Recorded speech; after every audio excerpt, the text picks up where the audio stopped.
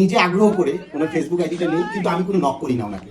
উনি আমাকে নক করে, আমি ওনার সাথে একটু কথা বলি, উনি আমার সাথে কথা বলে, উনি আমাকে ডিরেক্ট বিয়ের প্রপোজাল দেয়। বাহ বাহ বাহ, কোরআন শরীফ লইয়া যেহেতু কইছে তার মানে কথাগুলো সত্যি না, আসলে সত্যবাদী মনে হইতাছে। এমন কথা হইছে এই ভিডিওর তো দেখছেন, মুখস্থ রাখেন কথাগুলো, মুখস্থ রাখেন ভাইটা কতটুকু সত্যি।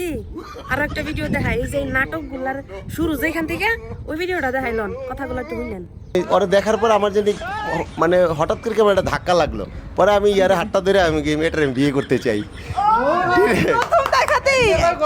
ওনার ফেসবুক আইডিটা আমি নেই, রাতেই ওরে লিখছি আসসালামু আলাইকুম, ও মেবি 2 দিন পরে আমাকে রিপ্লাই দিচ্ছে।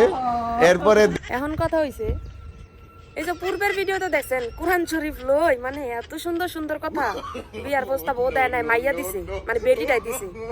আবার মনে করেন মেসেঞ্জারে নকো বেটিটাই দিছে, কোরআন শরীফ লইয়া কিন্তু দিছে।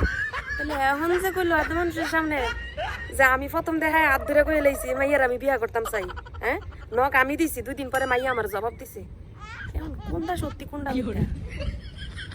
দুনিয়া তো এত আইন আদালত থাকতে, এত প্রশাসন থাকতে, হ্যাঁ মিয়া আপনার কাছে কি আমরা পাবলিক আছি বিচার করবার লাগে না তার নাটক দেখার লাগে? এটা তো সিনেমায় মানাইও, এটা তো সিনেমা না। কোরআন শরীফ লাই একবার হাসা কথা কইতেছেন, আবার কোরআন শরীফ ছাড়াও একবার হাসা কথা কইতেছেন, দুইটাই আপনার মুহূর্তে বাইরেছে, কোনটা হাসা কোনটা মিছা কেমনে বুঝবো? হ্যাঁ আমরা কি খোদা নিও?